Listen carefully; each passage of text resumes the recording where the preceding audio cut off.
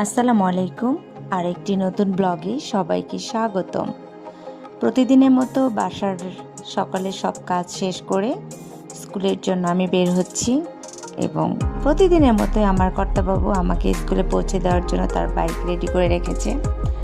এই তো সে চলে এসেছে, আমার টিফিন বাটি তৈরি বাইকে।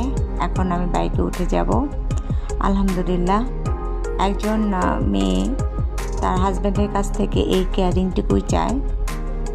সে তার যতটুকু সময় পায় আমাকে দেওয়ার চেষ্টা করে। তো আমি আল্লাহ পাকের কাছে শুকরিয়া আদায় করছি।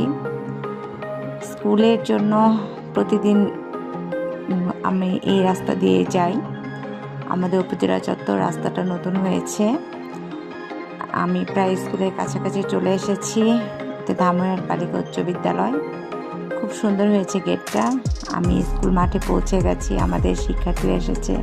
আমি তার থেকে বিদায় নিয়ে আমার প্রতিদিনের কর্মব্যস্ত সময়ের জন্য চলে গেলাম অফিস কক্ষে। আমাদের শিক্ষার্থীরা সবাই উপস্থিত হয়ে গেছে।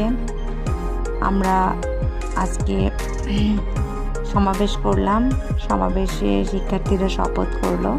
তারপর প্রধান শিক্ষক সাহেব আমাদের সবাইকে নিয়ে, পঞ্চম শ্রেণীর শিক্ষার্থীদের নিয়ে একটি মিটিং করলেন। এভাবে দিনটা কেটে গেল।